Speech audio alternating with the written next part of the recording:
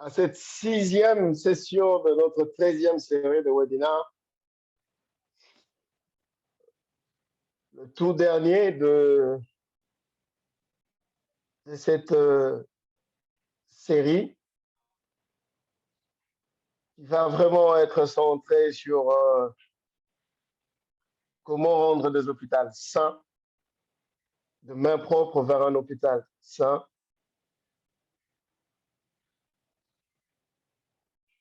Nous disons aussi bonjour aux différents panélistes qui nous rejoignent et qui viennent d'arriver juste après, et aux différents participants de différents pays qui nous rejoignent. Bienvenue à vous. N'oublions pas que nos sessions de webinaire, à la fin de chaque session, vous aurez les différentes présentations qui vous seront envoyées par vos adresses email et aussi de brevets de participation, de certificats de participation qui vous seront envoyés pour ceux qui ont rempli les conditions qui étaient d'avoir été en ligne au moins 60 minutes et d'avoir participé à 4 sur les 6 sessions prévues pour cette 13e série. Et si vous jetez un œil en bas de votre écran ou en haut de votre écran, vous verrez un globe d'interprétation. C'est écrit interprétation. Vous pouvez cliquer dessus pour l'interprétation en portugais ou en arabe. Et nous disons un grand merci à l'OMS, à Africa CDC, à ICANN et à ECHO qui ont rendu possible ces différentes sessions de cette 13e série. Et nous souhaitons la bienvenue à tous ceux qui nous rejoignent. Voilà. Aujourd'hui, nous aurons principalement, comme notre présentateur principal, nous aurons le professeur Didier Epithète qui est avec nous, et nous aurons aussi des mises à jour sur l'épidémiologie actuelle de la COVID-19 en Afrique, qui sera fait par Dr Amadou Cissé d'Africa CDC. Et nous avons aussi le plaisir d'accueillir avec nous le point focal, les team leaders de la PCI à l'OMS Afro, le responsable, Dr Nandi Kabego, qui est aussi avec nous, qui va nous accompagner tout au long de ce dernier webinaire de cette 13e série que nous allons débuter tout à l'heure. Et sur votre écran, vous voyez les différentes options d'apprentissage que vous pouvez trouver sur le site d'ICANN pour renforcer la PCI. Ce sont de formations certifiantes qui sont possibles pour la PCI. OK. Docteur Landry? Docteur Landry. Merci beaucoup, Docteur Dixon. Vous voulez que je puisse partager mon écran? Oui, bienvenue, Docteur Landry. Aditi, please, stop holding screen, please. Yes. Docteur Landry, c'est le team leader de PCI à WHO Afro, à l'OMS pour la région d'Afrique. Il va nous dire quelques mots rapidement après, avant de passer à Dr Amadou Cissé. Dr Landry, à vous. Allez-y. Merci beaucoup, modérateur. C'est un plaisir d'être avec vous aujourd'hui afin de discuter sur la manière dont l'Organisation mondiale de la santé au niveau de la région Afrique soutient les pays dans le processus du renforcement de programmes PCI au niveau national. Et bien sûr, en utilisant ce qu'on appelle les composantes essentielles des programmes PCI au niveau national qui contiennent 6 composantes au niveau national et 8 au niveau des établissements de santé. Il y a quelques semaines, il y a eu une discussion en rapport avec ça. Et ces composantes, comme on vous l'a dit, ce sont des recommandations basées sur les évidences, mais aussi sur les bonnes pratiques. Ainsi, nous essayons d'aligner nos interventions en rapport avec certaines initiatives globales, mais aussi continentales. Comme vous le savez, la PCI est vraiment transversale. Et dans la 3e édition de l'évaluation conjointe externe, pour ceux qui l'ont déjà lu, la PCI est un pilier à part et qui a été retenu là-dedans avec des indicateurs bien définis qui se tournent autour de la mise en place d'un programme de prévention et contrôle des infections dans chaque pays avec des objectifs bien précis. Ainsi, pour tous les pays qui ont développé leur plan d'action de la sécurité sanitaire, nous nous assurons que la PCI est aussi considérée là-dedans en termes d'avoir un plan stratégique de 5 ans, un plan annuel opérationnel, mais aussi un plan de suivi et évaluation de la PCI. La plupart des pays aussi ont fait ce qu'on appelle l'analyse de risque. Et selon le risque infectieux qu'ils ont, nous essayons de les aider ou bien de les appuyer s'agissant de développer des plans de préparation. Nous alignons nos interventions aussi avec d'autres initiatives, notamment la résistance aux antimicrobiennes, la sécurité des patients, mais aussi nous collaborons beaucoup avec les équipes WASH. Ici, dans ce tableau, ça nous donne les indicateurs du programme PCI tel que défini dans l'évaluation conjointe externe dans sa 3e édition. Et nous essayons dans les prochains mois et années d'amener les pays au moins du niveau 1 jusqu'au niveau 3. Et pour cela, il faut développer un plan d'action de la prévention et contrôle des infections, s'assurer que les directives sont produites et disséminées dans les pays au niveau des établissements de santé, mais aussi que l'éducation, un système d'éducation a été mis en place dans tous les pays et à tous les niveaux, c'est-à-dire au niveau national, qui est des professionnels PCI, mais aussi qui a un programme de formation au service des personnels de santé, un programme de formation avant service, ça veut dire pour les étudiants en faculté de médecine et soins infirmiers et autres, mais aussi pour des programmes post-graduate. Et donc, à la fin, vers septembre 2021, nous avions identifié une cohorte de 13 pays dont les ministres de la Santé ont montré l'intérêt de renforcer leur programme au niveau national.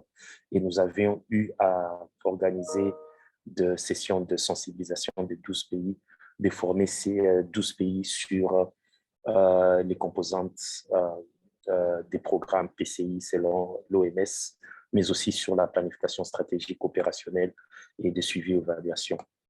Et 7 pays ont développé déjà un draft de leur plan d'action de la PCI contenant les 3 éléments précités. Et un de ces 13 pays-là a validé déjà son plan d'action. Ici, nous avons les pays et les étapes auxquelles ils sont. Et dans les prochains jours, il y a 6 pays que nous allons aussi appuyer dans le processus de développement de leur plan d'action. Comme on l'a dit, pour arriver au niveau 3, il ne suffit pas seulement d'avoir un plan opérationnel, d'avoir un programme. Il faut être sûr que ce programme-là est fonctionnel en termes d'avoir les guidelines, mais aussi un système de formation.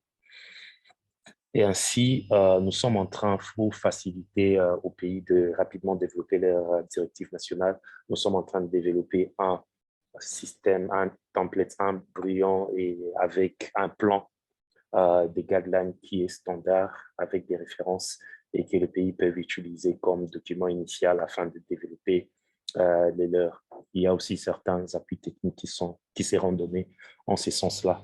Et en rapport avec l'éducation et la formation, il y a 4 curriculums sur lesquels on est en train de travailler. Et nous espérons que dès que finalisés, ces curriculums-là pourront vraiment aider les pays à bien mettre en place leur système d'éducation. Ça, c'est un exemple d'un pays X où on a développé certaines interventions stratégiques pour leur plan. Et ce que je peux dire, c'est vraiment nécessaire pour les pays, lorsqu'ils ont développé leur plan d'action, de s'assurer qu'il y aura des régulations, des lois, des politiques en rapport avec la prévention et contre des infections qui va permettre la mise en œuvre de l'opérationnalisation du plan. Mais aussi, il est important de collaborer avec les autres entités telles que la médecine du travail, les autres programmes tuberculose, hépatite B et autres pour renforcer la protection du personnel de santé et renforcer aussi la préparation des pathogènes qui créent le plus de risques. Pour les directives, nous en avons parlé. Le pays X a aussi retenu les différentes étapes pour le développement des directives, mais aussi pour leur dissémination. Le pays X aussi a retenu les différents types de formation et nous espérons que dans les 5 prochaines années, le pays pourra être capable euh, de réaliser ce qu'ils ont retenu dans leur plan. Il est aussi important d'avoir un système de surveillance des infections associées aux soins. Je crois que ça, c'est primordial pour savoir quelles sont les causes de morbidité et de mortalité afin de mettre en place des interventions qui permettent de lutter contre ces causes de mortalité et morbidité. Et aussi, enfin, il est important de mettre en place un système de suivi et d'évaluation et feedback des activités et des interventions au niveau des établissements de santé.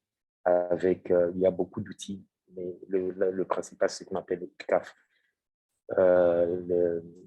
l'outil d'évaluation des établissements de santé développé par l'Organisation mondiale de la santé, qui peut utiliser en ce sens-là, en association avec le WashFit, sont des outils qui sont adaptés vraiment dans nos milieux. Donc, merci à vous et c'était un plaisir de vous partager ce petit document. Merci beaucoup, Dr. Landré, le responsable PCI Afro, OMS Afrique. Nous vous prions de rester encore un peu avec nous.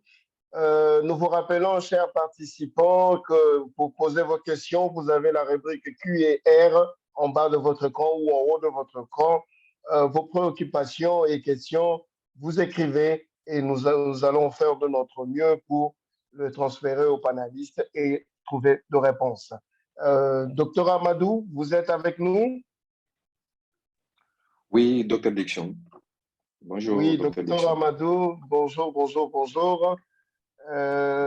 Docteur Amadou est l'un des piliers de la préparation et la dissémination au niveau d'Africa CDC, qui va nous parler de mise à jour sur la situation épidémiologique de COVID-19 en Afrique.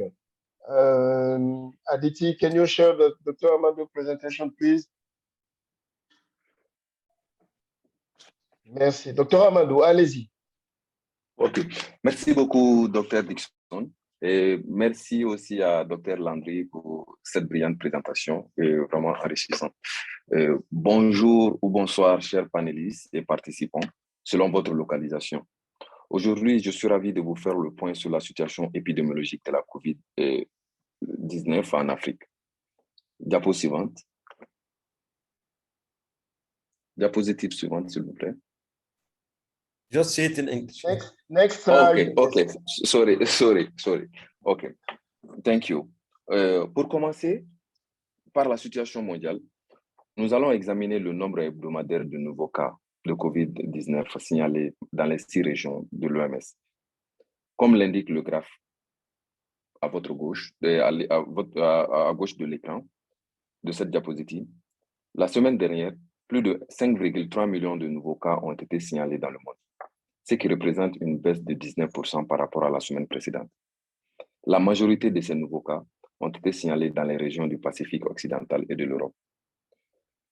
Jusqu'à hier, plus de 589 millions de cas et 6,4 millions de décès ont été signalés, avec un taux de létalité de 1,1%. Au niveau mondial, il faut noter que 61% de la population éligible a été entièrement vaccinée. Next slide, please. OK, thank you. La carte ici à gauche de votre écran montre la distribution de nouveaux cas signalés dans les 55 États membres de l'Union africaine au cours de la semaine épidémiologique 32, c'est-à-dire la semaine dernière. 3 États membres, l'Afrique du Sud, la Tanzanie et la Tunisie, ont été à l'origine de la majorité des nouveaux cas signalés au cours de cette semaine, signalant chacun plus de 1000 cas. Comme le montre la couleur marron foncé ici. Le graphique de droite montre le nombre de nouveaux cas signalés par semaine épidémiologique.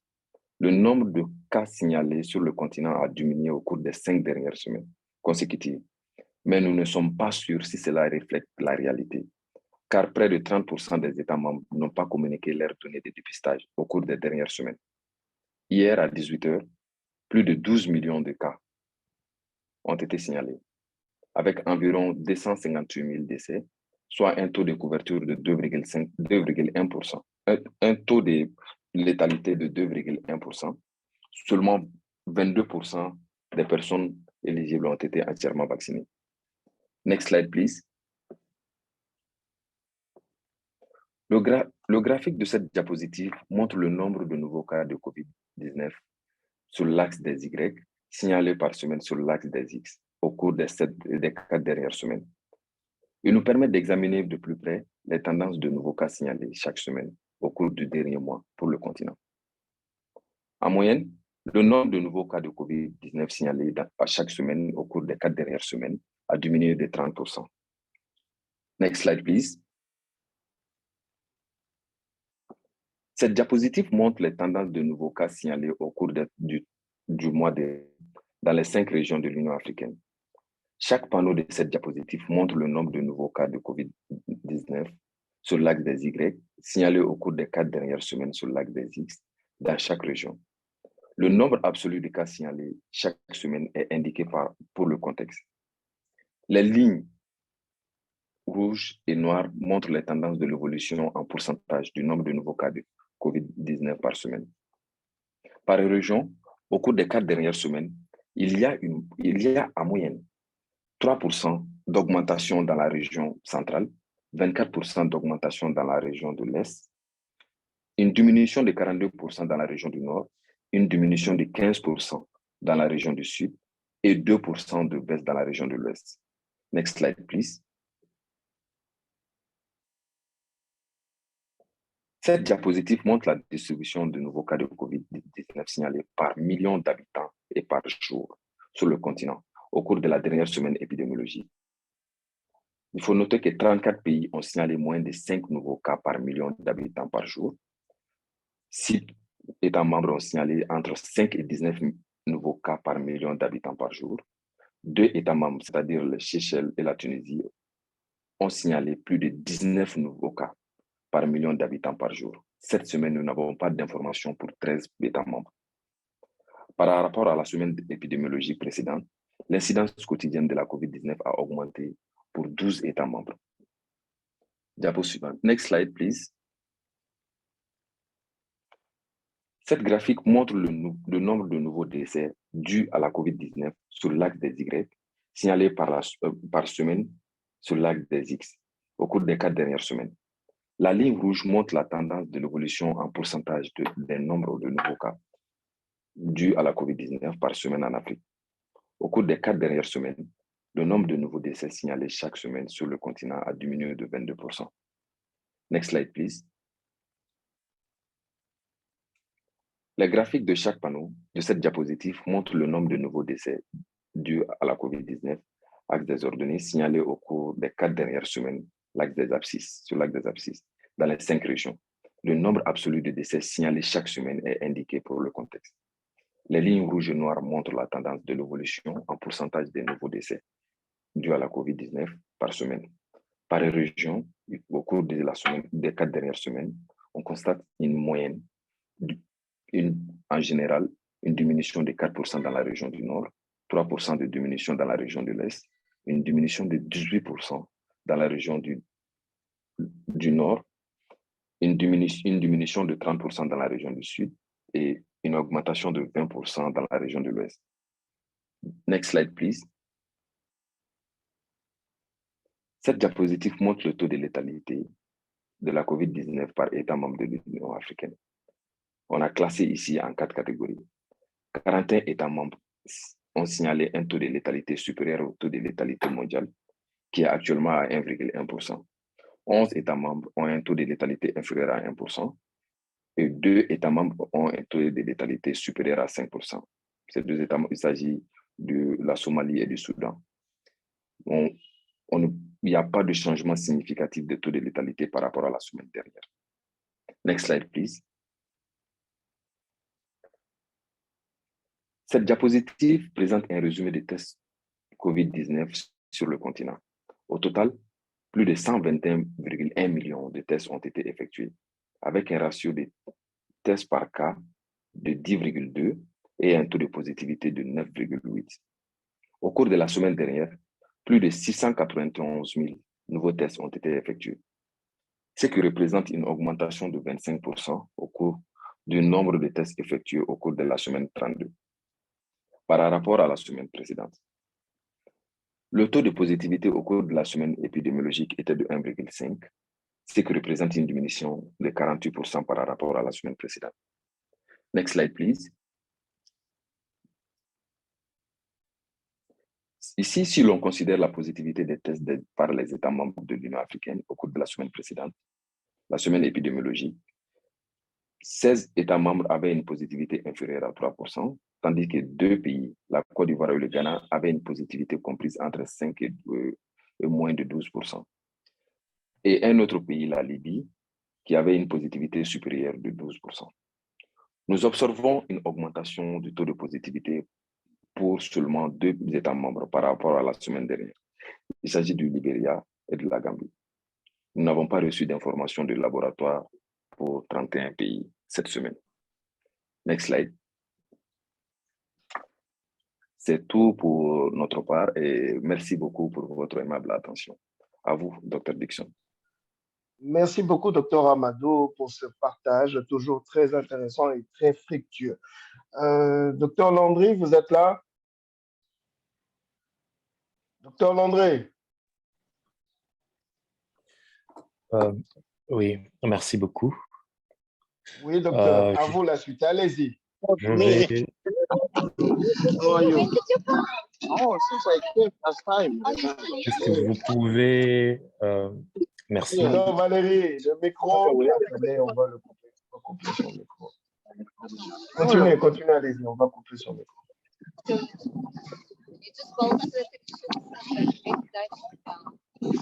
And yourself, remember that we had some appointment which couldn't be fulfilled because so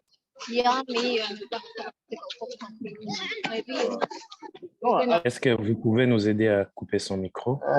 Aditi, can you block? Yeah, ça va maintenant. Merci beaucoup. Je m'en vais vous présenter, introduire notre invité de la journée. Il a été formé à l'Université de Genève et aux États-Unis. Depuis 2010, il est professeur ordinaire au département de médecine de la faculté de médecine de l'Université de Genève. Et depuis 1992, il est médecin, chef de service de prévention et contrôle des infections des hôpitaux universitaires de Genève. Il est infectiologue et épidémiologiste. Il est reconnu sur la scène internationale pour le développement et la popularisation du gel hydroalcoolique pour l'hygiène de main, dont l'usage a probablement sauvé des millions de vies. Il dirige le centre collaborateur de l'OMS pour la prévention des infections et de la résistance aux antimicrobiennes à Genève et mène de nombreuses recherches sur le développement de stratégies novatrices d'amélioration de l'hygiène de main, de la prévention du risque infectieux et de la sécurité des soins. Il est auteur de plus de 500 publications spécialisées. En 1988, il figurait au top 5 des savants les plus influents de son époque. Il cumule les titres de praticien auprès des prestigieuses institutions de soins au monde et sa large expérience lui a permis de diriger des stratégies internationales et de conseiller de nombreuses structures nationales à travers le monde. En 2020, il a été nommé président par le président de la République française, M. Emmanuel Macron, président de la mission indépendante d'évaluation de la gestion de la crise du COVID-19. Il a également intensement participé au débat public autour de la pandémie et expliqué les dynamiques épidémiologiques à l'œuvre. Il est lauréat de multiples récompenses internationales. Il a été rangé au rang de commandeur de l'Ordre de l'Empire britannique par Sa Majesté la Reine Élisabeth II en 2007. Il est récipiendaire d'autres prix tels que le prix Robert Koch, médaille Pasteur, docteur honoris causa de l'Université de Louvain, professeur honoraire de l'Imperial College de Londres et du Hong Kong Polytechnic University. Il est membre de l'Académie nationale de médecine de France. J'ai eu l'honneur de le rencontrer en 2019 dans une conférence internationale à Genève et c'est vraiment un plaisir de l'avoir aujourd'hui. Je vais donner une de ses phrases. Contrairement à l'argent, l'entraide est disponible en quantité illimitée. C'est la monnaie de l'abondance. Chers participants, chers panélistes, aidez-moi à accueillir le professeur Didier Pittet. Bonjour et merci beaucoup pour cette introduction. Est-ce que vous m'entendez? Première question. Oui, on vous entend. Oui, très bien. Très bien. Et alors là, je fais mon partage d'écran. Est-ce que vous voyez mes diapositives? Oui, plein c'est écran. bon. En plein écran. En plein écran. Oui. Parfait. Merci beaucoup. Très bien. Eh bien, écoutez, c'est un plaisir pour moi d'être accueilli dans le contexte de cette belle formation qui a été instaurée en Afrique. Je me souviens de l'époque où nous avons créé ICANN, en fait, avec quelques-uns de vos collègues, dont le professeur Shahin Mettar d'Afrique du Sud, que nous avons organisé la première réunion au cours de l'ICPIC de l'ICANN, formé comme un congrès. C'est un vrai plaisir pour moi d'être avec vous aujourd'hui. Alors, j'ai décidé, après discussion, d'aborder le sujet. Il a été rappelé tout à l'heure à quel point nous avons conduit avec succès cette campagne de promotion de l'hygiène des mains à travers le monde entier. Mais j'ai décidé de vous parler de ce nouveau projet que nous avons démarré en 2018 et qui s'appelle Clean Hospitals. Pourquoi? Parce que, et je le dis volontairement en anglais parce qu'il est très facile de le comprendre en français, on peut le traduire hôpitaux propres si vous voulez, mais parce que ce projet est directement dérivé du projet Clean Hands, c'est-à-dire du projet Main Propre que j'ai eu l'honneur de mettre en place et de diriger pour le compte de l'Organisation mondiale de la santé depuis 2005. Mais on va y revenir et je vous montre ainsi cette aventure qui finalement ne fait que continuer. Alors, j'espère que ma diapositive est passée. Donc, je suis à ma deuxième diapositive. Est-ce que vous pouvez me le confirmer pour être sûr que ça fonctionne bien? C'est bon, ça fonctionne, Okay. professeur. Allez-y. Alors, c'est là une image humoristique de dessinateur qui m'est cher, qui s'appelle P-Cube. Et la légende, au fond, de cette figure, c'est « Bienvenue à l'hôpital, l'infection nosocomiale ou l'infection liée aux soins vous y attend et elle va compliquer votre séjour hospitalier. » Alors, c'est une façon de faire de l'humour avec une situation qui n'est pas drôle du tout, on va y revenir. Mais voyons les chiffres, j'aime bien rappeler toujours qu'au minimum, 500 000, c'est-à-dire un demi-million d'infections chaque jour a lieu dans les hôpitaux. Et je dis toujours dans les hôpitaux seulement, parce que nous ne disposons de statistiques que par rapport aux statistiques hospitalières, c'est-à-dire que chaque jour, un demi-million de patients et sont victimes d'infections dites nosocomiales ou liées aux soins. Mais c'est ignorer encore toutes les infections qui se développent dans les centres de réhabilitation, dans les dispensaires, dans les cliniques de one-day surgery. Et donc, c'est important de bien réaliser l'ampleur du phénomène. J'aime bien aussi rappeler sur la diapositive suivante un deuxième chiffre par rapport à ces infections liées aux soins.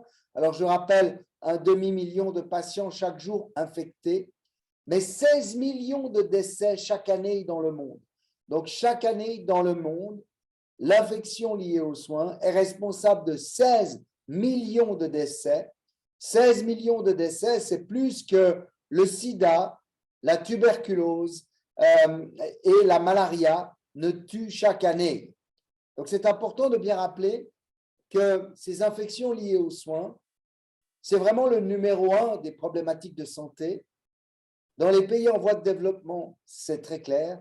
Dans les pays comme le mien, les pays dits développés, c'est certainement la deuxième cause de mortalité. Malheureusement, très souvent, cette cause est ignorée parce qu'elle ne fait pas partie des statistiques de ce qu'on appelle le burden of disease. Mais si on arrive à réduire ces taux d'infection, eh bien, évidemment, on sauve des vies et on en sauve beaucoup. La diapositive suivante est au fond une image, c'est une vidéo que je mets en route. J'espère que vous la voyez sur vos écrans. Mais on voit simplement, enfin, ça n'est pas si simple, on voit un avion qui tombe et qui s'écrase. Et toutes les personnes qui sont à bord de cet avion, malheureusement, vont mourir. Il s'agit d'une façon d'exprimer l'impact journalier des infections liées aux soins aux États-Unis. Chaque jour, les infections liées aux soins tuent l'équivalent de la chute d'un avion. En l'occurrence, il s'agissait d'un Boeing 747 et tout le monde à bord de cet avion meurt. Alors, vous m'avez bien compris, ce n'est pas ce qui se passe avec les avions, mais c'est ce qui se passe avec les infections. Et malgré tout, on en parle très peu. Et on continue d'avoir des victimes d'infections nosocomiales dans le monde entier chaque jour, sans même qu'on en parle. On a beaucoup parlé de Covid. Covid, ça a tué, disons, un peu plus de 5 millions, allez, admettons 6 millions de personnes depuis le début de la pandémie. Mais 6 millions de personnes, ça n'est même pas la moitié des personnes qui sont tuées chaque année par l'infection liée aux soins. Et c'est très important, je vous montre cette image en vous donnant cette comparaison pour les États-Unis, puisque les États-Unis sont le pays au monde qui investit le plus d'argent dans le système de santé. C'est pour dire qu'aucun pays dans le monde n'est épargné. Et la diapositive suivante vous dit ce que je dis depuis 20 ans, les infections liées aux soins sont une pandémie silencieuse. Une pandémie dont on ne parle pas. Aujourd'hui, on en parle un peu davantage, mais à l'époque, il était même tabou d'en parler. Et c'est la raison pour laquelle j'ai bien toujours utilisé ce terme de pandémie silencieuse. Alors aujourd'hui, on sait mieux ce qu'est une pandémie, bien entendu, mais il faut comprendre ce qu'on peut dire être une pandémie silencieuse. La diapositive suivante vous rappelle les 4 étapes que nous avons utilisées pour le projet Clean Hands. Et je vais passer à travers ces étapes extrêmement rapidement. Où avons-nous commencé? Qu'avons-nous fait? Où en sommes-nous? Et au fond, où allons-nous, si je puis dire, et m'exprimer ainsi? Alors, où avons-nous commencé pour démarrer? Eh bien, nous avons commencé avec des statistiques qui disaient que l'observance de l'action d'hygiène des mains était très, très, très insuffisante puisque moins de 40% finalement d'observance était systématiquement mesuré dans les hôpitaux du monde entier. À l'époque, c'était moins de 20% même dans la plupart des hôpitaux. Et donc, nous avions un véritable problème avec cette action d'hygiène des mains. Je devrais dire d'ailleurs avec l'action du lavage des mains. Parce qu'à l'époque, hygiène des mains était résumée par le lavage des mains à l'eau et au savon. Aucun hôpital, comme je l'ai dit, aucun pays, aucun système de santé dans le monde ne peut prétendre avoir résolu le problème des infections liées aux soins. Et c'est pour cette raison qu'il faut une stratégie universelle pour réduire cette problématique mondialement. Et cette stratégie universelle, eh bien, elle passe évidemment par une amélioration de l'hygiène des mains. Oui, mais, la diapositive suivante que vous voyez, pour que cette hygiène des mains s'améliore, il fallait changer le système. On parle en anglais de system change. Pourquoi? Parce que l'hygiène des mains à l'eau et au savon était tout simplement un geste absolument irréalisable en temps et en heure. Nous l'avons mesuré. Nous avons commencé par mesurer les besoins d'hygiène des mains. Lorsque vous prenez une infirmière de réanimation, elle devait pratiquer l'hygiène des mains à l'eau et au savon en moyenne 22 fois par heure. Et nous l'avons chronométré. Il était impossible de dépenser, entre guillemets, 22 fois par heure entre 1 et 1 minute pour se laver les mains à l'eau et au savon. Et c'est une des raisons pour laquelle nous avons décidé d'instaurer la solution hydroalcoolique en remplacement de l'hygiène des mains à l'eau et au savon, à l'exception de situations lorsque les mains sont souillées, de manière à rendre l'hygiène des mains possible. Il y a d'autres raisons pour ça, c'est que la solution hydroalcoolique, évidemment, est facile à utiliser et rapide. En 20 secondes, vous vous frictionnez les mains et elles sont propres. Vous pouvez la rendre disponible au lieu du malade. Il n'y a pas de résistance à l'alcool. C'est bien mieux toléré par les mains. Et enfin, on économise de l'eau avec la solution hydroalcoolique. Donc, toutes ces raisons faisaient qu'il était clair que nous devions transformer les gestes de soins en passant du savon, de l'eau et au savon, à la solution hydroalcoolique. En même temps que nous introduisions ce changement systématique, nous mesurions les infections et je vous montre ici les tendances des infections liées aux soins aux hôpitaux universitaires entre 1994 ou 1994 et 1998 et vous voyez qu'en 5 ans, 5 mesures, les taux d'infection ont été réduits de 50% aux hôpitaux universitaires de Genève, un résultat spectaculaire qui nous a évidemment valu passablement de succès, mais aussi passablement de devoir finalement exporter notre système assez rapidement. C'est important parce qu'en 8 ans, nous avons pu démontrer que non seulement nous sauvions des vies, mais qu'également le remplacement de l'eau et du savon par la solution hydroalcoolique avec une promotion efficace était associé à une réduction des coûts extrêmement significatif. Nous sauvions des millions de francs suisses aux hôpitaux universitaires de Genève par cette stratégie. Alors, vous connaissez le monde académique. Lorsque vous découvrez quelque chose de nouveau, vous le publiez.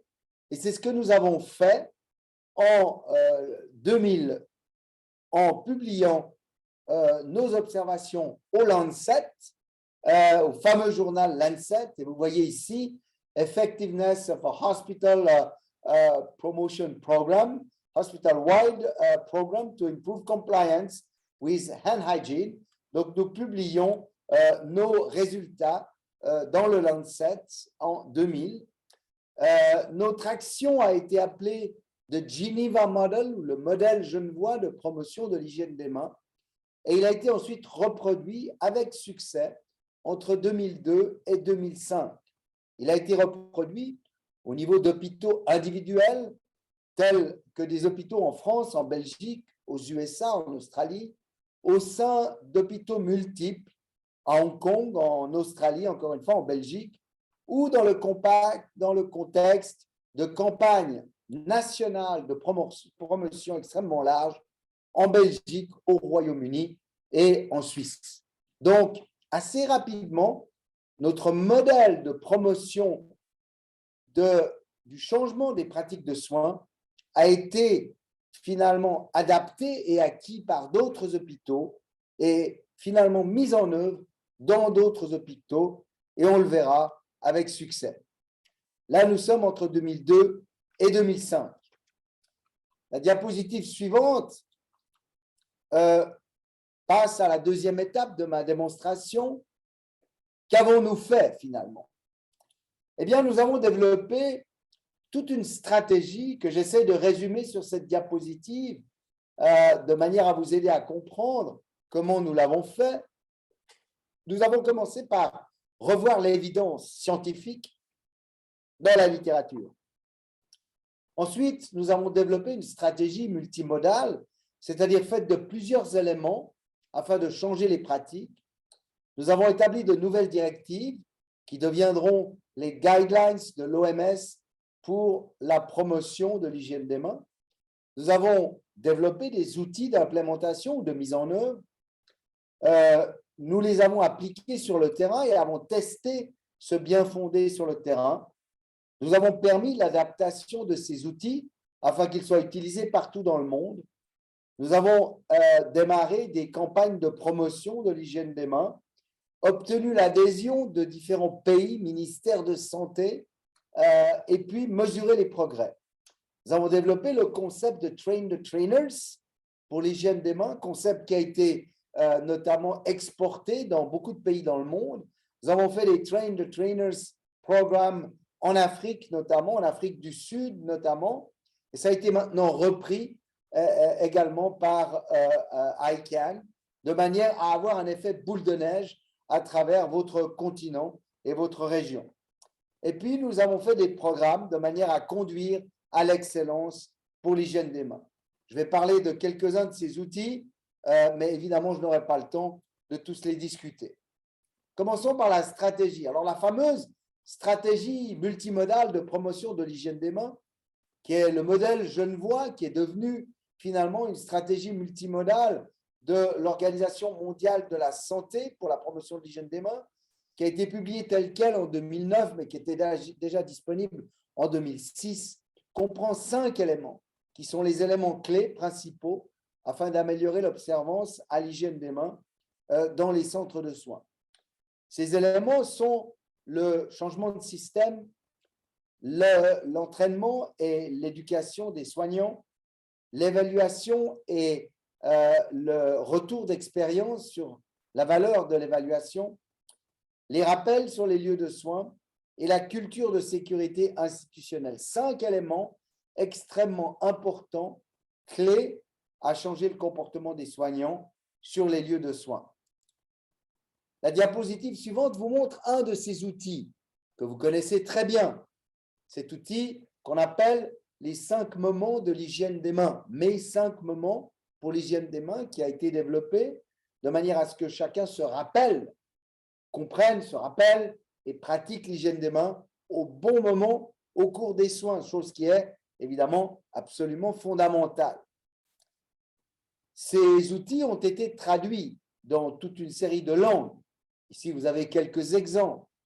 Et ils ont été traduits soit par l'Organisation mondiale de la santé dans les 5 langues, dans les 6 langues officielles de l'Organisation mondiale de la santé, mais aussi par une multitude d'amis et de collaborateurs à travers le monde qui les ont traduits. Nous en disposons dans plus de 250 langues aujourd'hui, langues et dialectes locaux. Et c'est important ici de le rappeler parce que la stratégie impose finalement et autorise l'adaptation des outils à travers le monde et c'est fondamental. Ensuite de ça, eh bien, nous avons, quand je vous disais, laissé adapter les outils, sur cette image, vous voyez à gauche, en bleu, typiquement les 5 moments de l'hygiène des mains que vous n'avez peut-être jamais vu de couleur bleue, mais c'est la façon avec laquelle l'Australie a décidé finalement d'adapter l'outil. Donc, le voilà en bleu. Mais à droite de l'écran, vous voyez d'autres outils qui sont loin dans le domaine de l'adaptation. Vous ne reconnaissez pratiquement pas les 5 moments. Pourtant, ce sont des outils de promotion des 5 moments de l'hygiène des mains. Alors, pour revenir sur ces outils, eh bien, très vite, par exemple, ici, Playmobil, en Amérique latine, sur la diapositive suivante, Olaf, en Allemagne, et sur la diapositive suivante, Hello Kitty, au Japon, ont commencé à promouvoir l'hygiène des mains. Donc, vous voyez, on est très, très, très loin, au fond, des recommandations de l'OMS, mais dès le début, nous avons voulu que chaque pays puisse adapter la stratégie pour la faire sienne. Sur cette diapositive, vous voyez Adapt to Adopt, et je vous encourage à aller voir mon TED Talk en faisant tinyurl.com/adapt to adopt, et vous y verrez mon TED Talk qui revient sur cet élément de la nécessité d'adapter de manière à ce qu'une stratégie de changement de comportement soit mieux adoptée par les gens qui doivent l'adopter. C'est fondamental comme élément dans le développement d'une stratégie de changement de comportement. Sur la diapositive suivante, vous voyez les régions du monde dans lesquelles nous avons testé la stratégie. Alors, inutile de dire, nous l'avons testé dans le monde entier. Nous l'avons testé de 2006 à 2008 en distribuant les outils largement et en disant aux hôpitaux, allez-y, utilisez ces outils, et en nous déplaçant aussi dans certains des endroits avant l'introduction des outils, pendant l'introduction des outils et après cette introduction, de manière à soutenir et à évaluer l'implémentation, c'est-à-dire la mise en œuvre de la stratégie, de manière à pouvoir l'adapter, si nécessaire, aux différentes conditions locales. Ainsi, sur la diapositive suivante, vous voyez que nous avons introduit cette stratégie mondialement, aussi bien au niveau des centres de soins extrêmement modernes, comme vous en voyez quelques exemples, diapositive suivante, à des centres aux ressources extrêmement limitées, comme on le voit ici au Mali, au Cameroun, au Bengale, sur ces diapos, de même que dans un environnement extrêmement divers au niveau culturel, voire même au niveau religieux. Et pour nous, il était très important que ces stratégies soient adaptables au monde entier, et c'est le cas évidemment, comme on le sait aujourd'hui. Il fallait aussi, cette diapositive vous rappelle, assurer une transformation universelle. C'est-à-dire qu'il fallait que la stratégie soit applicable de manière totalement universelle. Et dans ce contexte, nous avons fait en sorte que la solution hydroalcoolique, l'élément clé du départ de ce changement de comportement, puisse être disponible dans les hôpitaux du monde entier. Et c'est la raison pour laquelle nous avons recommandé la fabrication d'une solution hydroalcoolique locale. Nous en avons fait une recette que nous avons donnée à l'Organisation mondiale de la santé, de façon à ce que chaque hôpital dans le monde puisse, au fond, utiliser et produire même lui-même sa solution hydroalcoolique.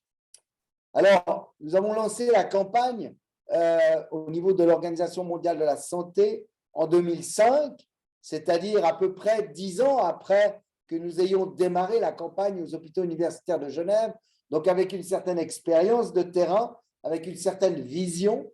Et cette campagne, eh bien, vous la connaissez certainement. Elle touche aujourd'hui le monde entier, mais 144 des 193 États membres des Nations Unies ont signé la charte qui lie le ministère de la Santé avec l'Organisation mondiale de la santé, ce qui représente une couverture mondiale de plus de 99% de la population mondiale, ce qui est aujourd'hui une campagne totalement inégalée au niveau de l'Organisation mondiale de la santé en matière de mobilisation générale. Nous avons également fait toute une série d'autres choses. J'ai ici résumé un petit peu ce que nous avons fait, mais nous avons continué à mesurer les progrès, à entraîner les personnes responsables de la promotion, c'est-à-dire en faisant des train the trainers, et nous avons conduit à l'excellence. Je vais vous montrer quelques images à ce propos. Nous avons donc développé cet outil de mesure des pratiques et de la pérennisation des interventions à l'échelle mondiale. C'est un outil qui est extrêmement important. Tout à l'heure, vous avez parlé de l'IPCAF en introduction. L'IPCAF a été dérivé de l'outil que je vais vous montrer maintenant, qui est ce Hand Hygiene Self-Assessment Framework que nous avons développé en 2010, qui est un outil extrêmement simple qui vous permet de mesurer au sein de votre hôpital la capacité de votre hôpital à promouvoir l'hygiène des mains.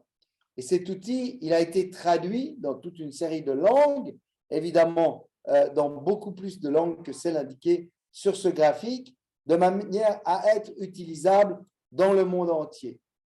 Ensuite de ça, nous avons établi des surveys, c'est-à-dire des enquêtes internationales, où nous avons demandé à chaque hôpital de mesurer sa capacité de promouvoir l'hygiène des mains. Et le score varie entre 0 et 500.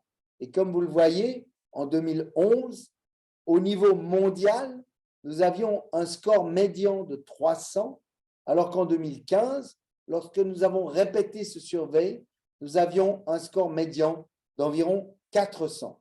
Donc, une augmentation tout à fait significative mondialement de la capacité des hôpitaux à promouvoir l'hygiène des mains. Et puis, quand on regarde les différents résultats au travers des 6 régions de l'OMS, eh bien, on voit que, bien sûr, les progrès à réaliser sont beaucoup plus importants dans certaines régions, comme la région afro, que dans d'autres. Mais on voit que dans toutes les régions du monde, il y a des progrès à faire et c'est important. Ainsi, nous avons continué. Et où en sommes-nous aujourd'hui? Eh bien, récemment, l'année dernière, nous avons répété ce survey global pour connaître la situation des hôpitaux du monde entier. Et les résultats ont été reportés au cours de l'ICPIC en 2021. Et ce congrès international auquel les membres de ICANN sont invités, avec un soutien financier d'ailleurs, pour ceux qui soumettent un abstract accepté. Le prochain ICPIC sera en septembre 2023 et je vous encourage à y participer. Mais au cours de l'ICPIC 2021, nous avons montré les résultats mondiaux de cette mobilisation générale et de ce système de promotion de l'hygiène des mains. Le score moyen, médian, était de 365 et vous voyez qu'il se distribue avec un system change qui est bien mieux placé que ne l'est la culture de sécurité institutionnelle. Il est important de voir que ces scores varient d'une région à une autre. On voit que le score au niveau de la zone afro s'est amélioré, mais on voit qu'il y a encore du chemin à faire mondialement par rapport à cette stratégie, c'est certain. Nous avons également développé d'autres éléments. La question est de savoir où est-ce que nous allons, quelle est la suite pour ce projet Clean Hands. Et une des questions pour moi qui est la clé, c'est comment obtenir et maintenir l'excellence de l'hygiène des mains au cours du temps et au cours des décades qui vont venir. Eh bien, une des clés, c'est évidemment, vous pouvez aller sur le site web www.hhea.info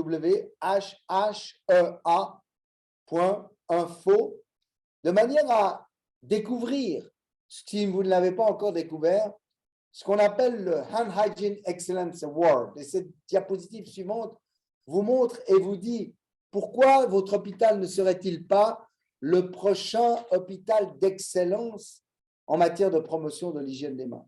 Si vous allez sur le site de ce Hand Hygiene Excellence Award, vous verrez les consignes pour appliquer, pour que votre hôpital applique et peut-être devienne un jour un des hôpitaux d'excellence pour l'hygiène des mains. Nous en avons dans le monde entier et ces hôpitaux non seulement sont excellents à promouvoir l'hygiène des mains, mais ont pour mission d'accompagner les hôpitaux qui les entourent dans ce cheminement et pour obtenir ces résultats-là. Et je dois dire que nous sommes en général très, très satisfaits de ces hôpitaux-là avec des très, très beaux résultats. Voilà, j'ai voulu brosser avec vous, au fond, le chemin parcouru dans la stratégie Clean Hands et je vais maintenant utiliser ce même circuit pour répondre aux questions par rapport à cette nouvelle initiative Clean Hospitals. Où avons-nous commencé? Qu'avons-nous fait? Où en sommes-nous? Et où allons-nous? Alors d'abord, je vais vous résumer cette stratégie Clean Hospitals, en vous disant, mais qu'est-ce que Clean Hospitals? Clean Hospitals, c'est une coalition de parties prenantes au niveau international qui travaillent explicitement à la promotion et au soutien de l'hygiène environnementale hospitalière. Nous le faisons en conduisant des recherches, en publiant, en participant à des conférences et à des webinaires ou des événements comme aujourd'hui, en assurant l'éducation et la formation des spécialistes et puis en développant toute une série de groupes de travail spécialisés dans le domaine de l'hygiène environnementale hospitalière. Par où avons-nous commencé? Eh bien, il faut toujours commencer par identifier les besoins. Alors, quels sont les besoins? Eh bien, l'environnement des soins de santé demeure une priorité, mais aussi une lacune majeure en matière de prévention et contrôle de l'infection. Nous devons nous attaquer aux silos et à la fragmentation du domaine qui est phénoménale. Le lancement officiel de Clean Hospitals a eu lieu à Interclean en 2018 à Amsterdam. Interclean étant le plus large événement dans le domaine des nettoyages en général dans le monde et dans lequel nous avons une partie spéciale dédiée à l'entretien des hôpitaux et du matériel de santé. La diapositive suivante vous rappelle le rôle de l'hygiène environnementale hospitalière dans la transmission des maladies. Elle dépend évidemment de l'environnement. Réfléchissons, 50 à 70% ou 70% des infections liées aux soins sont causées par des mains contaminées. Et on estime qu'entre 20 et 40% des infections liées aux soins se propagent au travers de l'environnement de soins. D'où l'importance de bien traiter l'environnement de soins. Si on réfléchit et si on essaie de faire des modèles, les infections associées aux soins en Europe sont actuellement, au fond, responsables du fait que 1 sur 15 malades admis dans un hôpital développera une infection. Maintenant, si 20% du nombre de ces infections pouvaient être réduits par une amélioration de l'hygiène de l'environnement, eh bien, ce ne serait plus que 1 sur 19 malades. Et je parle évidemment des situations en Europe. En Afrique, la situation serait évidemment encore bien plus avantageuse si on réussissait à bien entreprendre ces stratégies. De la même façon, si 40% du nombre des infections peut-être pourrait être réduit grâce à l'amélioration de l'hygiène environnementale, ce serait ensuite qu'un seul malade sur 25 qui contracterait une infection. Voilà la big picture, comme on dit en anglais, l'image globale que nous devons avoir en tête et qui doit nous motiver à mobiliser les forces autour de l'hygiène environnementale. Mais qui nettoie quoi? C'est une question très importante. Chacun est crucial dans le résultat de l'entretien de l'environnement. Il est important de bien le rappeler. Il y a une logistique du nettoyage au niveau hospitalier. Qui fait quoi? Il y a le département infirmier, il y a le département de la prévention et du contrôle de l'infection, et il y a le département de l'hygiène environnementale, et ces départements doivent travailler ensemble de manière à obtenir les meilleurs résultats. C'est important de le rappeler. Il y a une stratégie, et cette stratégie, encore une fois, elle est multimodale. C'est une stratégie qui parvient à améliorer l'hygiène environnementale hospitalière. Elle comprend 5 éléments, de la même manière que la stratégie de promotion de l'hygiène des mains. La formation et l'éducation le suivi et le feedback, les rappels sur les lieux de soins, le climat institutionnel de sécurité et puis le changement de système. Et je commencerai par discuter le changement de système.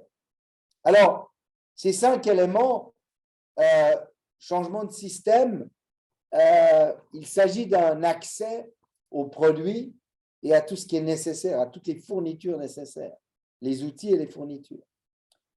En matière de formation et d'éducation du personnel dans le domaine de l'hygiène environnementale, des responsables de ce personnel et de la sensibilisation des autres personnes de l'institution et de l'administration hospitalière, il y a beaucoup de travail. En matière de suivi et de feedback des résultats obtenus en matière d'environnement, il est fantastiquement important de pouvoir dire à quel point un environnement est propre ou non et d'optimiser finalement le retour d'informations sur la qualité de la performance aux soignants et aux personnes responsables de maintenir cet environnement propre. Les rappels sur les lieux de soins sont importants, affiches de sécurité, événements, etc. Et puis, le climat institutionnel dans lequel les personnes travaillent est extrêmement important. Il faut que les personnes qui travaillent dans le domaine de l'hygiène hospitalière et de l'environnement aient une carrière, qui puissent avancer dans leur carrière, soient en capacité de communiquer avec le personnel infirmier et à remonter en discutant avec leur propre hiérarchie. Tout ceci est important et il y a beaucoup de progrès à faire dans le domaine. On va y venir un petit peu. Changement de système. Il faut disponibiliser les outils, les meilleurs outils possibles, ceux les plus faciles à utiliser, les fournitures, les machines, si nécessaire. Il faut être capable de nettoyer et désinfecter les surfaces avec les meilleurs outils disponibles. Il faut peut-être traiter l'air lorsque c'est nécessaire. Il faut stériliser et retraiter les dispositifs médicaux de manière appropriée. Il faut traiter l'eau parfois, souvent même dans certains secteurs. Il faut apprendre à traiter les déchets et les traiter comme il se doit. Et puis évidemment, il y a toute la problématique du lavement du linge qui également est important dans les hôpitaux. En matière de formation et d'éducation, la formation du personnel dans le domaine de l'hygiène environnementale hospitalière, au nettoyage et à la désinfection, au fonctionnement des équipements ou à l'exécution des tâches spécialisées est fondamentalement important. Et nous y mettons beaucoup d'efforts. Cette formation peut être dispensée en classe, dans des manuels, sur des lieux de travail ou par apprentissage à distance ou électronique. Et c'est important que les outils disponibles soient accessibles et faciles de compréhension. En matière de suivi et de feedback, il convient de contrôler que le personnel qui assure l'hygiène environnementale, par le biais d'une surveillance visuelle, de mesures d'ATP, de marquage fluorescent ou plus rarement d'échantillonnage microbiologique, soit bien formé à ces techniques et en comprenne bien la valeur. Il s'agit que le feedback puisse être restitué de manière constructive. Certains pensent peut-être de manière punitive, personnellement je n'aime pas ça, mais que ce soit le cas au niveau individuel, au niveau de l'équipe ou au niveau de l'institution. Ces paramètres sont fondamentalement importants en matière d'hygiène environnementale. Il convient que les rappels sur les lieux de travail soient utilisés de manière tout à fait appropriée et qu'elles aident le personnel dans le domaine, dans ses tâches. Vous avez ici un poster qui résume les zones à risque que nous avons développées dans le contexte de Clean Hospitals.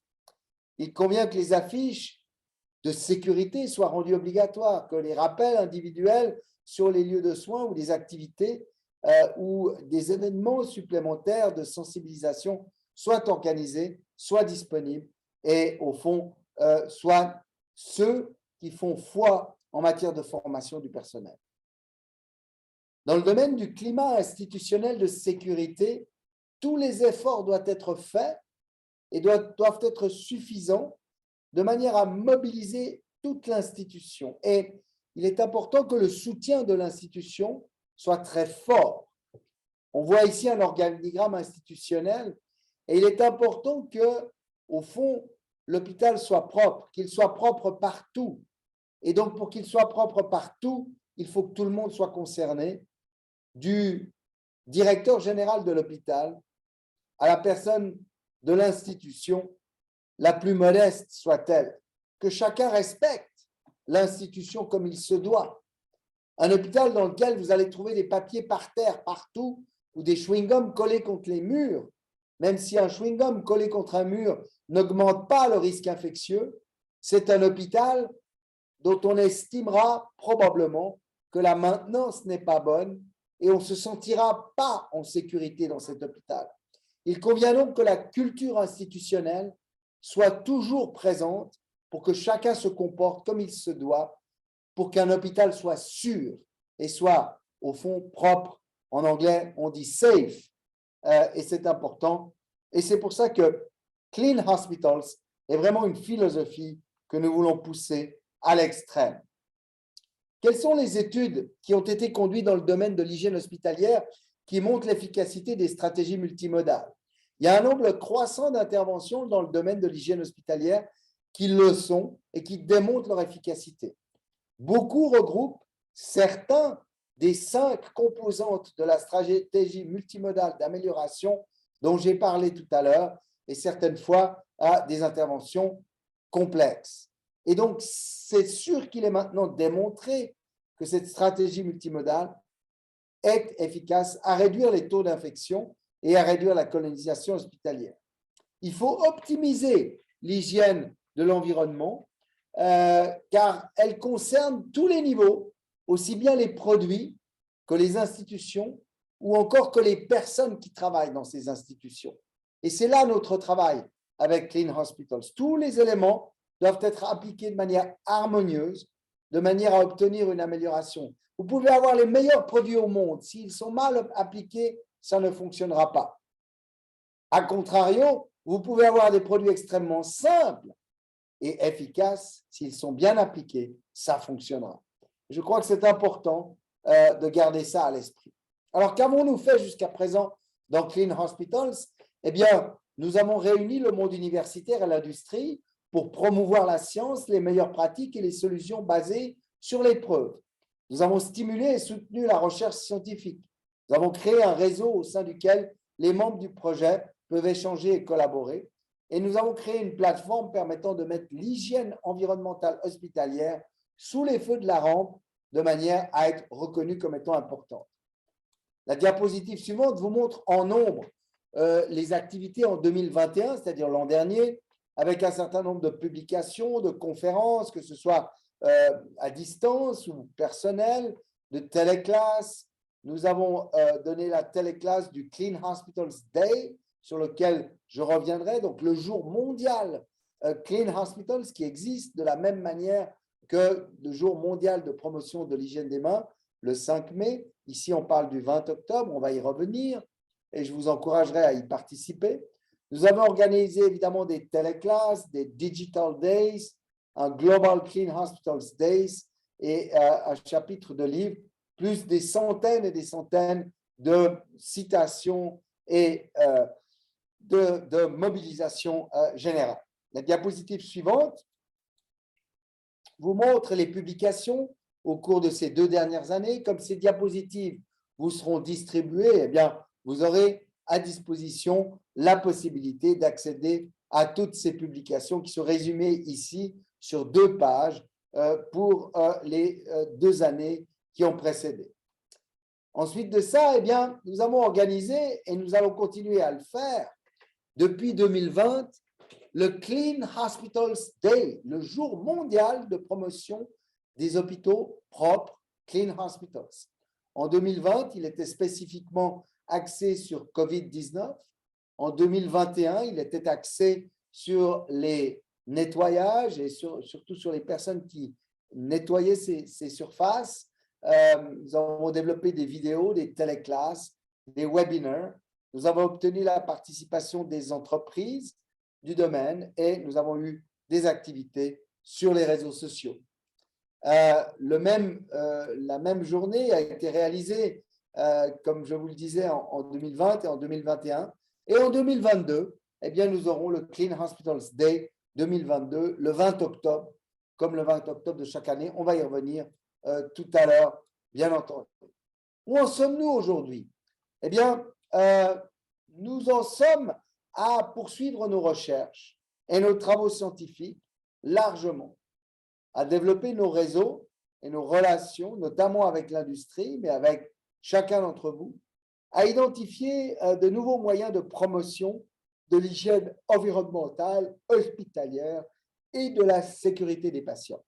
Parce qu'au bout du compte, nous voulons offrir à nos patients des hôpitaux qui sont beaucoup plus sécurs qu'ils ne le sont aujourd'hui.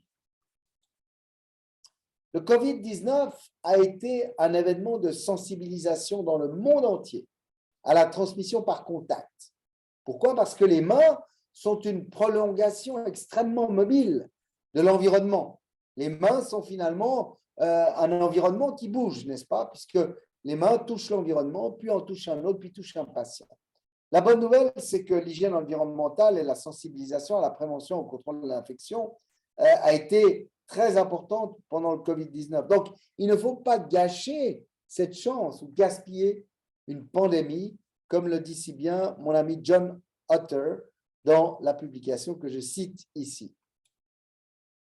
Donc, pour ceux que cela intéresse, voilà une publication que nous avons faite dans ARIC, que je vous conseille d'accéder, vous pouvez le faire gratuitement. Impact de l'hygiène environnementale hospitalière sur les infections et sur la colonisation des patients, une revue systématique. Il n'en existait pas d'équivalente dans la littérature au moment où nous l'avons publiée. Je vous encourage à suivre cette littérature. Les principales conclusions de cette étude sont que l'environnement des soins de santé est important pour la sécurité des patients, qu'il est associé malheureusement à une augmentation du risque infectieux, qu'il existe de nombreuses interventions dans le domaine qui peuvent réduire les infections liées aux soins, que nous avons besoin d'études plus nombreuses et de meilleure qualité, conçues pour mesurer la colonisation et les taux d'infection, mieux que ce qui a été fait jusqu'à présent, mais de toute manière, améliorer ces conditions aura un résultat très significatif. La diapositive suivante vous montre, je vous ai parlé tout à l'heure de ce score que nous développons. Je vais y revenir tout à l'heure. De la même manière que nous avons développé ce score pour que chaque hôpital mesure sa capacité de promouvoir l'hygiène des mains, nous avons développé un score de manière à ce que chaque hôpital mesure sa capacité dans le domaine de la maîtrise de l'environnement hospitalier.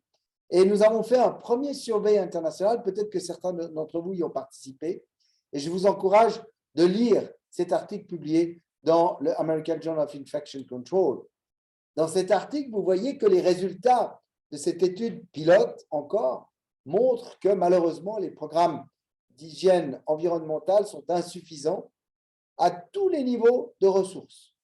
Dans 98% des hôpitaux analysés, dont certains évidemment dans les pays parfaitement développés comme le mien, il manque cruellement d'au moins une des composantes de la stratégie multimodale dans le domaine du contrôle et de la prévention du risque infectieux dans le domaine de l'hygiène environnementale. Et c'est important puisque ça veut dire que des progrès peuvent être réalisés dans les hôpitaux du monde entier. Alors, je vous l'ai dit tout à l'heure, nous avons conçu en 2010 cet outil Hand Hygiene Self-Assessment Framework, que je vous encourage tous à utiliser d'ailleurs, pour soutenir l'amélioration des installations et des stratégies, et non pas pour obtenir un niveau prédéfini.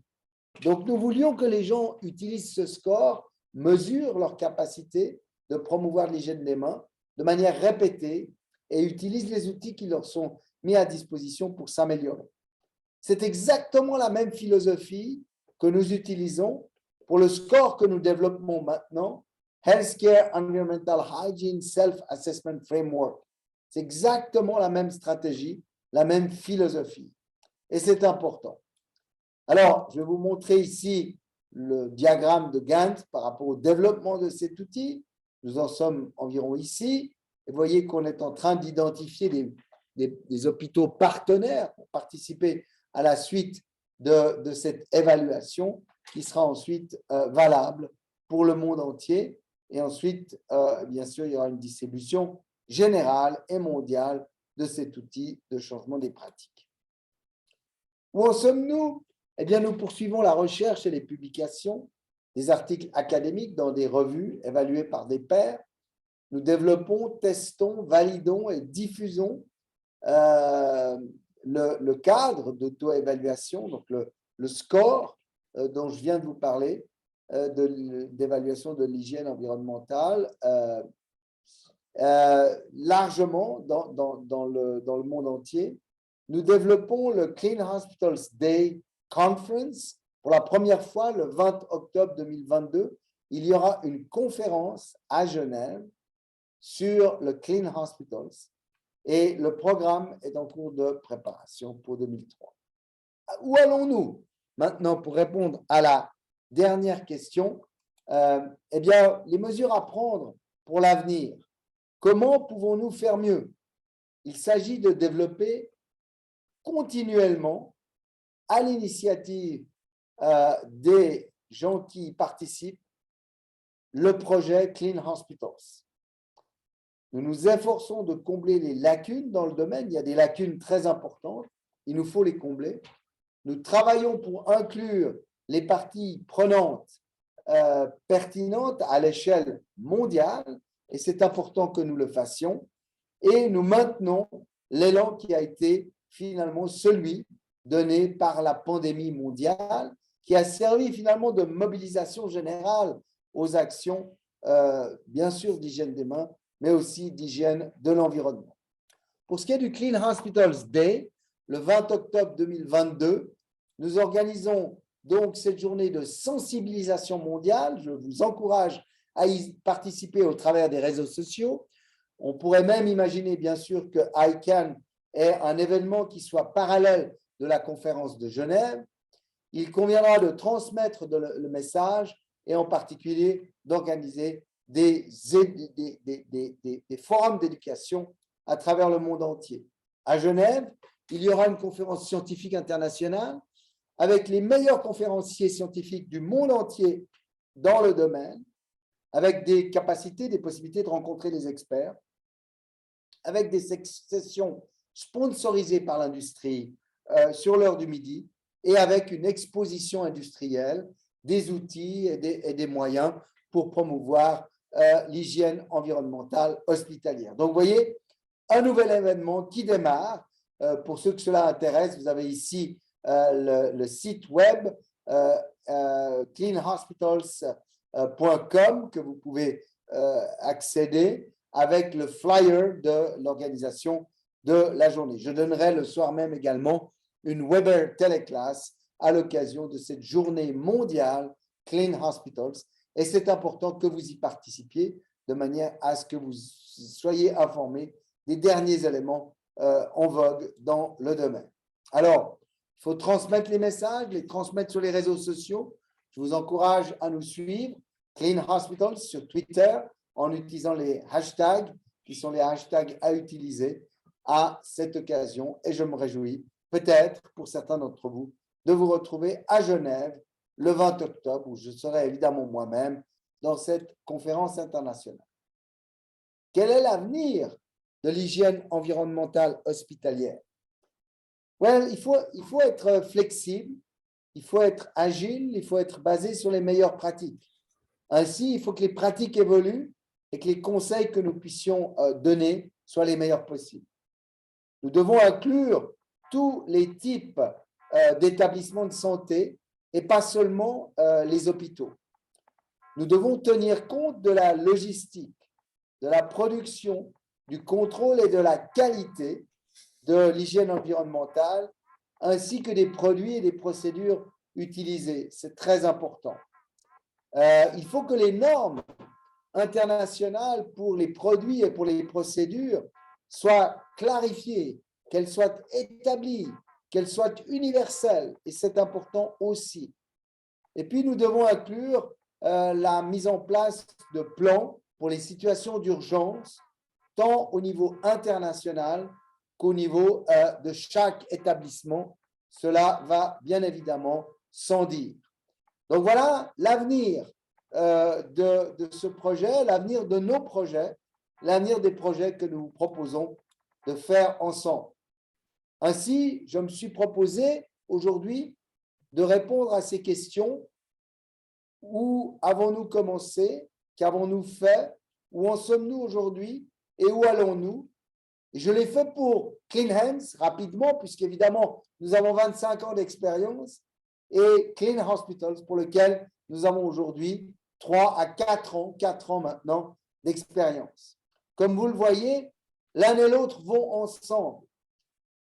Car en guise de conclusion, je vous dirais que Clean Hands a montré la voie à suivre à partir de 1995 ou 1995, pour ceux qui préfèrent cette utilisation, que l'examen des preuves et l'élaboration des stratégies d'intervention ont été essentiels à la mise en place de la stratégie et que le suivi des performances, des progrès et des tendances temporelles a permis de garantir l'amélioration et la pérennité du projet Clean Hands. Maintenant, voyons Clean Hospital. Pour Clean Hospitals a été lancé, comme je vous le disais, en 2018. Donc, c'est encore tout neuf. Mais le modèle s'inspire de Clean Hands. Nous examinons les preuves et nous l'avons fait avec des études systématiques telles qu'aucune autre n'avait été conduite. Nous avons développé des stratégies. Nous développons des outils de surveillance des pratiques et de promotion des bonnes pratiques. Et puis, nous assurons la pérennité du programme, ce qui est évidemment fondamental pour les années et les décades à venir. Voilà, je terminerai ma conférence en remerciant les partenaires de Clean Hospitals. Vous avez à l'écran les partenaires actuels du programme, qui évidemment va prendre davantage d'ampleur au cours du temps. Mais je tiens à les remercier ici, car sans ces partenaires, ce programme ne serait pas possible. Voilà, je termine ici et je réponds volontiers à toutes vos questions. Merci bien, professeur Didier. C'était très brillant et pertinent. Et peut-être vous n'avez pas eu le temps, vu votre présentation, de parcourir les questions. On a fait ça pour vous. Alors, permettez-moi, au nom de tous les participants, on a presque 200 participants de pays africains francophones, même d'autres pays du monde. Il y a de l'Italie, de la France et pas mal d'autres places qui parlent le français. Au nom de mes collègues, les panélistes, je vous remercie bien. Personnellement, je m'adresse comme consultant auprès du bureau régional de l'OMS en Afrique. Alors, félicitations et rapidement, je vais sélectionner quelques questions pour vous. La première question de notre collègue Babi Ikumbo, il vous dit qu'en est-il de l'expérience africaine sur le Geneva Model? Est-ce que les conditions des hôpitaux des pays africains permettent d'implémenter cette stratégie ou constituent-elles un obstacle?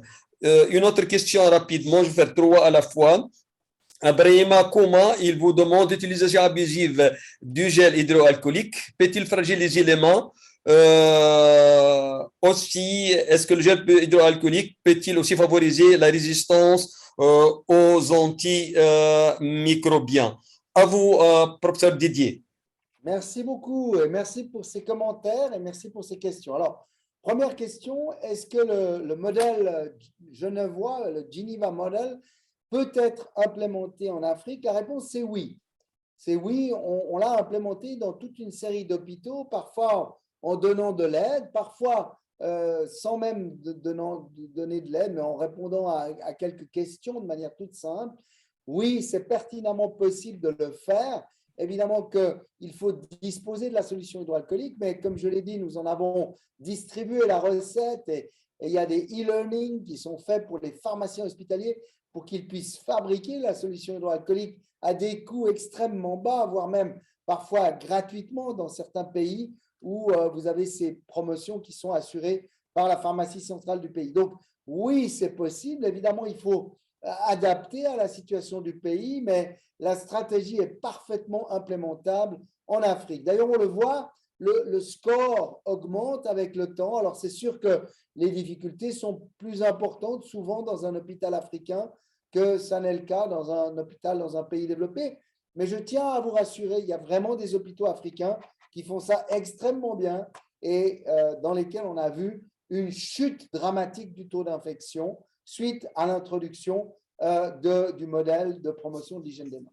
À la deuxième question, par rapport au gel hydroalcoolique, alors on l'appelle le gel, on peut l'appeler la solution hydroalcoolique, peu importe. Mais je tiens à vous rassurer, il n'y a pas de possibilité d'abus de la solution hydroalcoolique.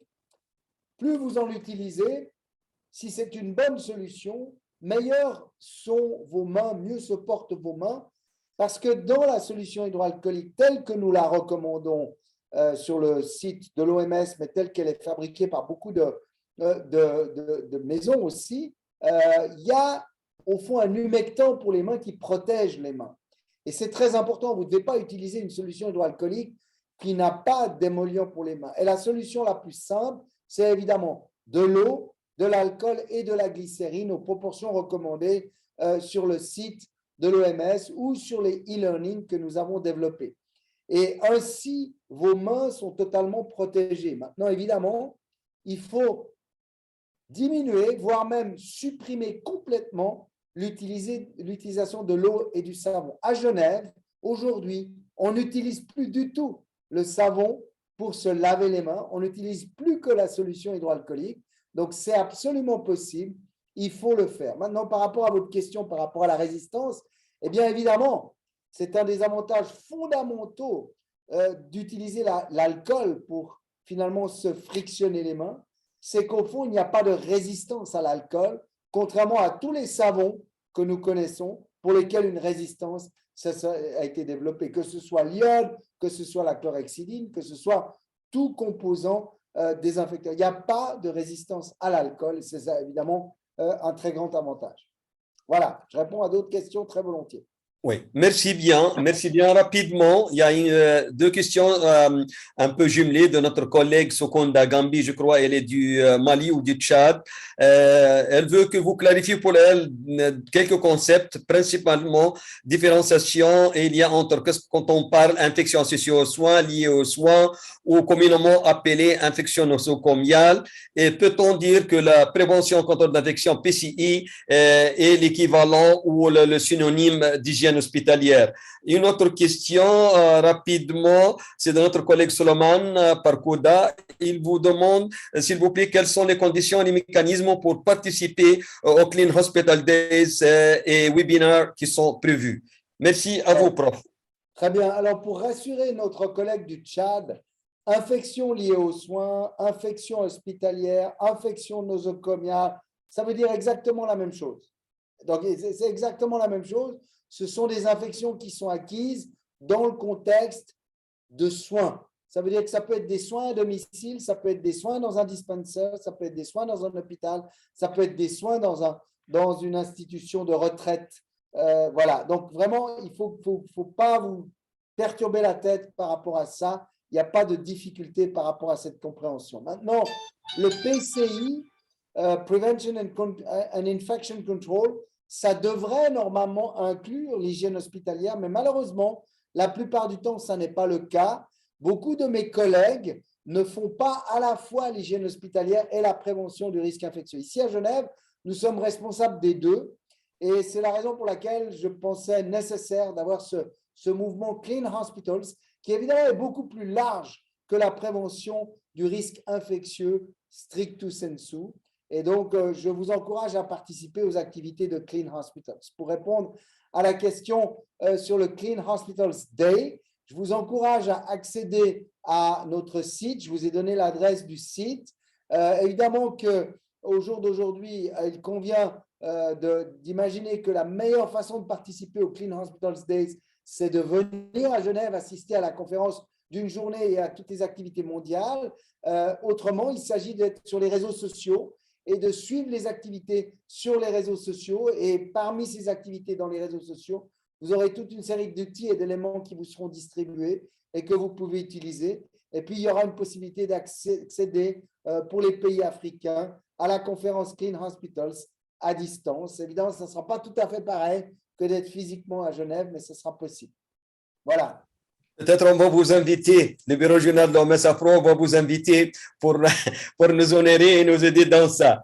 Merci bien, professeur Didier, chers collègues, chers participants. Déjà, on a atteint le temps. On remercie de nouveau professeur Didier et j'espère qu'on vous retrouve dans d'autres activités de travail et pourquoi pas sur terrain dans nos pays de la région africaine.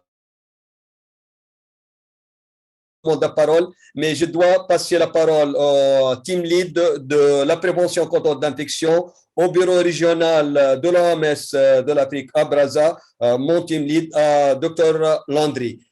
Merci bien, Dr Didier. À vous la parole, Dr Landry. Merci beaucoup, Prof Chedli, et merci au Prof Didier Pittet de nous avoir éclairé en matière de Clean Hospital.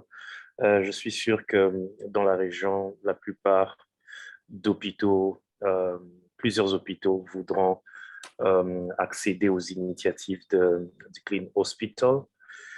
Et nous aimerions peut-être en savoir plus en termes des outils. Vous avez parlé de Healthcare Environmental Hygiene Assessment Framework. Quand est-ce que ça sera disponible et si c'est vraiment adapté dans notre région, ou bien si ça prend aussi en considération le type des hôpitaux en termes de construction des hôpitaux, les matériels utilisés lors de la construction des hôpitaux, les surfaces, parce que dans la région, il y a certains hôpitaux où dès même la conception, il est difficile de mettre en place un programme viable d'hygiène, de nettoyage et désinfection suite aux matériaux non adaptés à cela. Sinon, nous serons vraiment ravis de collaborer avec vous en ce sens-là et de diffuser la stratégie à travers la région. Je vais peut-être vous laisser le dernier mot avant que j'ai une clôture la séance, Prof Pittet. Écoutez, merci pour ces remarques. Oui, l'outil est un outil universel que nous développons pour le monde entier et nous sommes toujours attentifs précisément à recommander des produits qui peuvent être acquis dans ces endroits et utilisés. La chose la plus importante, c'est la façon dont les produits sont utilisés. Vous pouvez, comme je l'ai dit, avoir les meilleurs produits, mais qui sont mal utilisés. Et on le voit dans nos hôpitaux. Mais comme vous le savez, j'ai toujours eu à cœur d'être capable de développer des stratégies qui soient universelles. Et le score l'est et les stratégies le seront également, moyennant des adaptations. Je me réjouis de pouvoir collaborer avec vous et je reste à disposition. On pourrait donner d'ailleurs une conférence entière sur le score Hand Hygiene Self-Assessment Framework lui-même à l'occasion d'une de vos autres séries de webinaires, très volontiers. Ouais, c'est vraiment merci beaucoup d'avance et nous allons en tenir compte pour les prochaines séries ou bien pour les autres initiatives que nous aurons au niveau de la région. Ainsi, je vais m'en aller un peu résumer la journée. Donc, on a eu mon intervention au début où j'ai parlé un peu des initiatives de l'Organisation mondiale de la santé pour renforcer le programme PCI au niveau national de différents pays. Et ça, c'est vraiment en accord avec la stratégie mondiale de la PCI qui est en train d'être développée. La plupart de vous savez qu'il y a une résolution sur la PCI qui a été retenue lors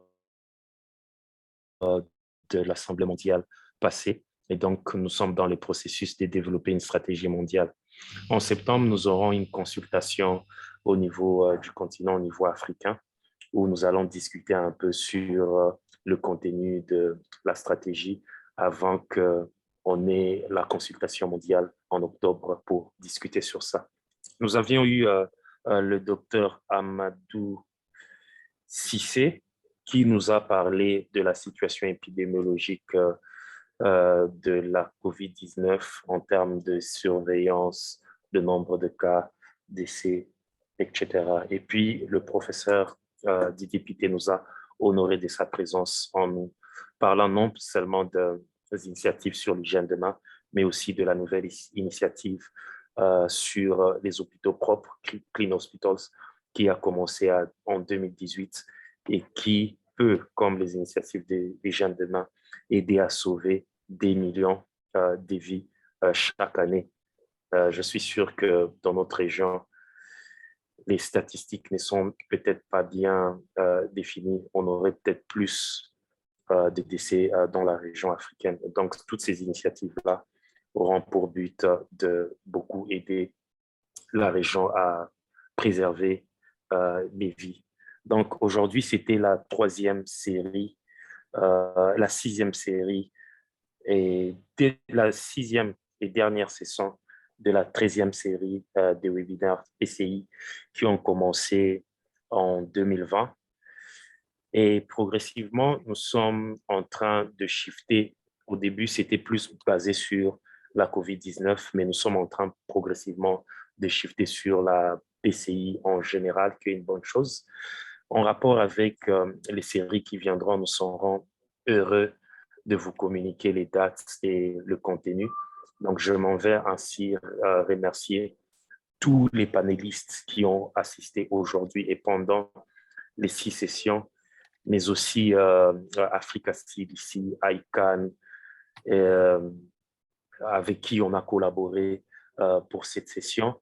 Je m'en vais aussi remercier Dr. Dixon qui a vraiment coordonné avec le prof Azouz cette 6e série, la partie francophone, mais aussi ECHO qui nous donne sa logistique en termes du Zoom et tout le professionnalisme que l'équipe ECHO a montré.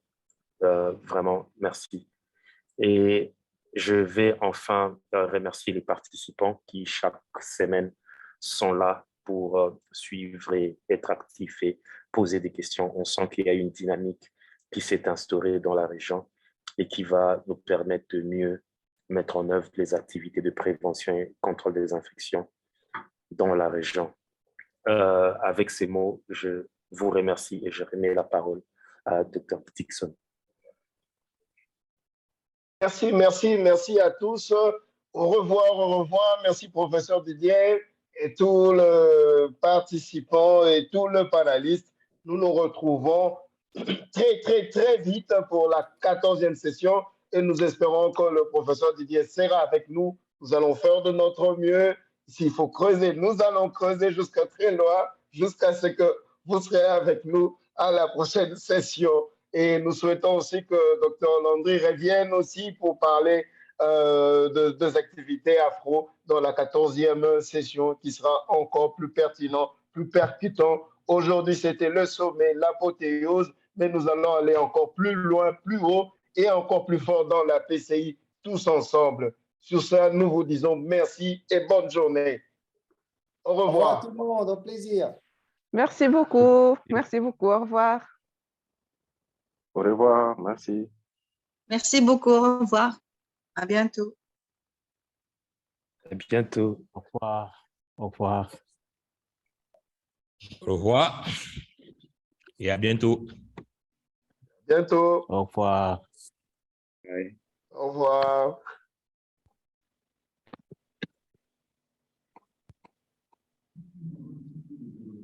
Okay. Yeah, DT. I think it's over. We did it. We finished. Aditi? Hello. Thank you, Hello, Dr. Dr. Yes. Dixon. It was a very smooth session, went very well.